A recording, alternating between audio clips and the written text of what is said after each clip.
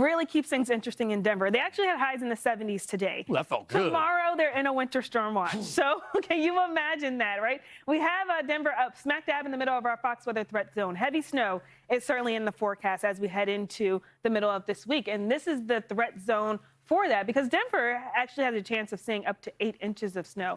And typically Denver is an area that only sees about 1.4 inches of snow in May. And we haven't even seen recordable measurable snow since 2022. So this is all together just a perfect package of what the heck is happening. So let's dive into it. Average yearly, we see about 49 inches. But for May, it's one of our more relatively low months. Well, looking forward, it is that northeast wind that comes through, moving out of the north all the way down to parts of the Rockies.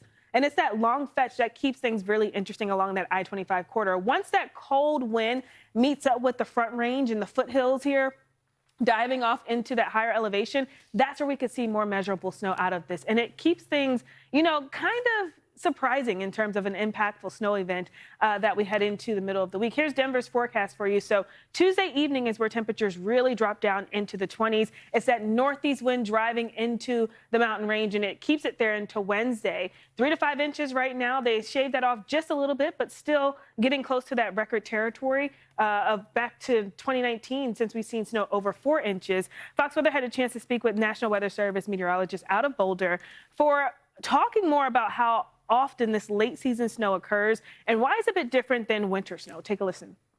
May. So again, it's not unusual to have like a heavy, wet snowfall in May. Really, it could snow through Memorial Day, even in parts of early June. That's more rare once we get into June, but it does occur. It's about every 2 or 3 years we could have a higher impact, even for less snowfall amounts.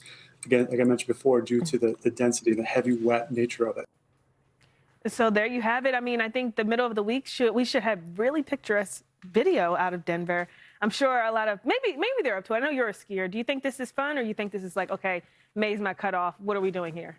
I think it's going to be difficult because I think you need a lot of snowpack. And so I think it's almost like rubbing salt in the wound that it was a lackluster winter.